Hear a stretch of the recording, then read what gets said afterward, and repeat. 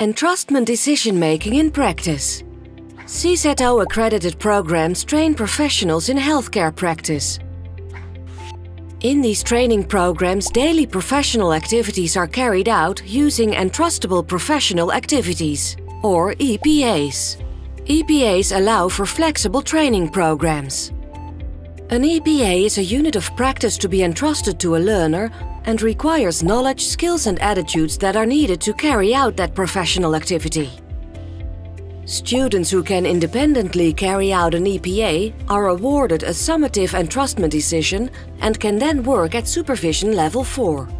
Summative entrustment decisions are awarded formally, and we explain how this works in practice in this animated film. First of all, the student discusses with their supervisor which tools will be used for observations or other forms of assessment and for receiving feedback. In this way, both the student and the supervisor have a good idea of what the learning path will look like. While working, the student collects assessments and feedback from colleagues in a portfolio using the tools that were agreed with the supervisor. The supervisor decides how much supervision is required based on their trust in the student. This is called the level of supervision. From observation to working under direct or indirect supervision, to working unsupervised, and finally to supervising others.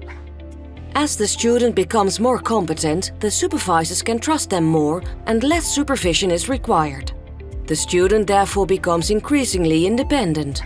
Once a student feels that they have achieved the required level of competence, they submit their portfolio of evidence to the supervisors.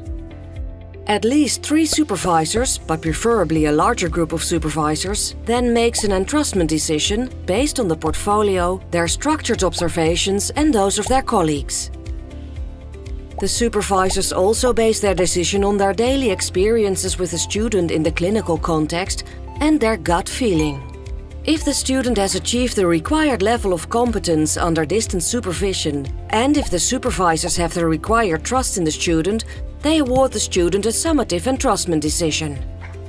The supervisor discusses the decision and why it was made with the student, and this is also documented in their portfolio.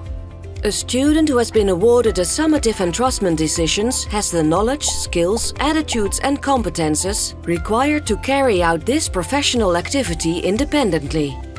A good system for awarding summative entrustment decisions encourages students to work increasingly independently with the trust of their supervisors and colleagues.